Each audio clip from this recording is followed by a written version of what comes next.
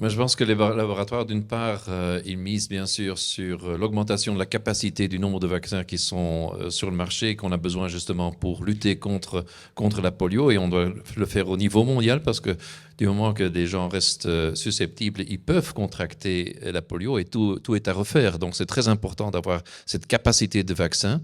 D'avoir aussi plusieurs types de vaccins qui sont disponibles dans le monde entier. Donc, on voit que la production est très importante, mais aussi la recherche. Et donc, la recherche se fait au niveau des laboratoires, mais se fait aussi au niveau des académies, des universités. Et donc, il y a d'autres vaccins qui sont en train d'être développés, par exemple des vaccins qui sont non vivants, qu'on connaît aussi, qu'on n'emploie pour l'instant, mais qu'on veut adjuvanter pour les rendre encore meilleurs.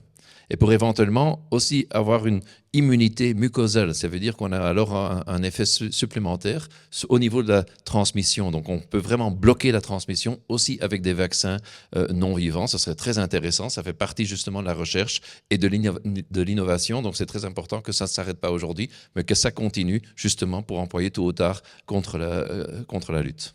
D'accord. Alors, je rebondis sur les Pays-Bas. C'est pas aux Pays-Bas qu'il y a un laboratoire qui produit indien Bien qui sûr, produit du vaccin.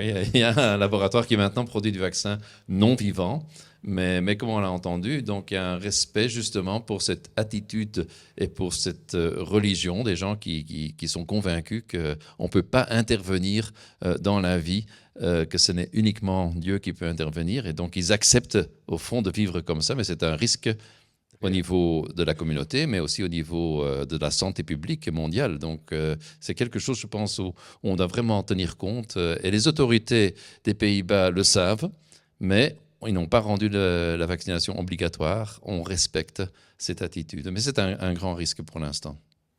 Très Et bien. pas seulement pour la polio, d'ailleurs, c'est pour la rougeole. Et on voit que justement, pour l'instant, il y a des épidémies de rougeole un peu partout. Et aux Pays-Bas, on a déjà eu des grandes épidémies de rougeole justement dans cette communauté-là. Donc ils savent de quoi ils parlent, aussi les autorités.